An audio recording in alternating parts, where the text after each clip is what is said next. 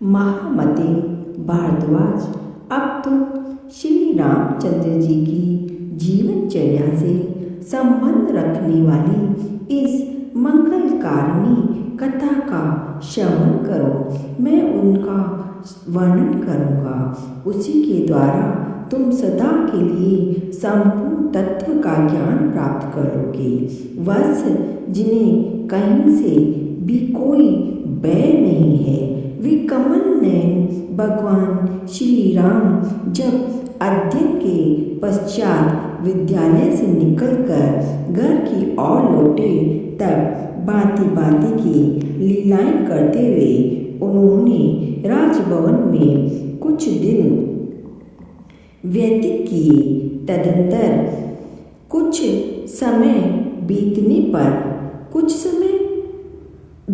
पर जब कि राजा दशरथ वो मंडल के पालन में लगे थे और प्रजावर्ग के लोग रोग शोक से रहित हो बड़े सुख से दिन बिता रहे थे।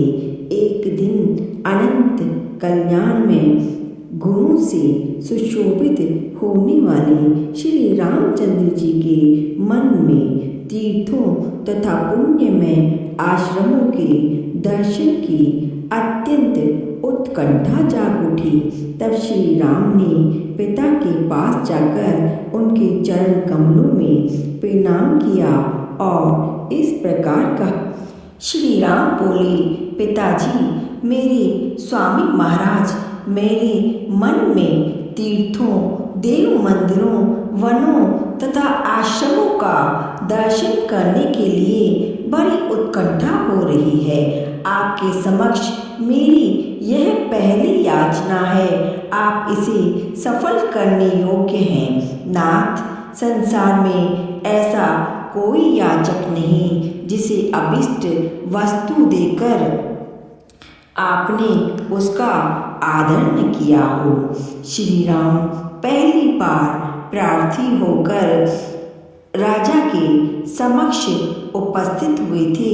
उनके इस प्रकार प्रार्थना करने पर राजा दशरथ ने वशिष्ठ जी के साथ विचार करके उन्हें तीर्थ दर्शन के लिए आज्ञा दे दी। उस समय शुभ नक्षत्र और शुभ दिन में ब्राह्मणों ने आकर उनके लिए स्वस्ति वाचन किया। उनके शरीर को मांगलिक वेशभूषा से अलंकृत किया गया। माताओं ने उन्हें हृदय से लगा लगाकर आशीर्वाद दिए और आभूषण पहनाए। फिर वे रघुनाथ जी तीर्थ यात्रा के लिए उद्यत हो लक्ष्मण और शत्रुघ्न, इन दो भाइयों वशिष्ठ जी के भेजे हुए शास्त्रज्ञ ब्राह्मणों तथा अपने ऊपर स्नेह रखने वाले कुछ इन्हें गिने राजकुमारों के साथ अपने उस राजभवन से बाहर निकले।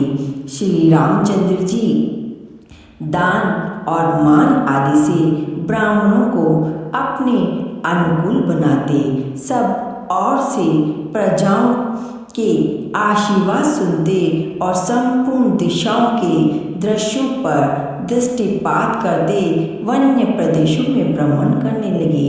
उन्होंने अपने निवास स्थान उस कौशल जनपद से आरंभ करके स्नान, दान, तप और ध्यान पूर्वक समस्त तीर्थ स्थानों का दर्शन किया।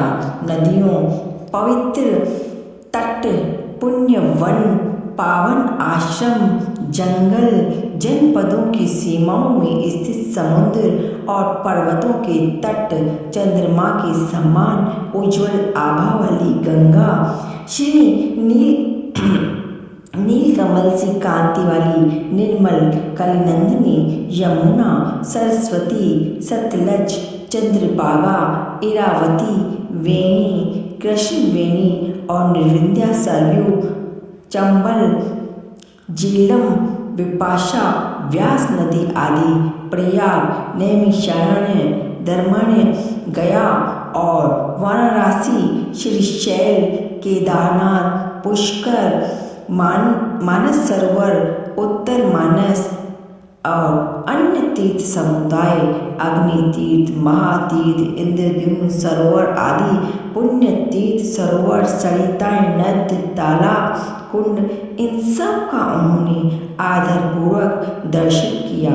स्वामी कार्तिकेय शालग्राम स्वरूप भगवान श्री विष्णु और शिव के 64 स्थान नाना प्रकार के आश्चर्यजनक दृश्यों से विभिन्न शोभा धारण करने वाले चारों समुद्रों के तट, विंध्य पर्वत और मंदराचल के कुंज, हिमालय आदि 7 कुल पर्वतों के स्थान तथा बड़े बड़े राजर्षियों, ब्रह्म ऋषियों, देवताओं और ब्राह्मणों के मंगलकारी पावन आश्रमों का भी श्री रामचंद्र जी ने श्रद्धा पूर्वक दर्शन किया।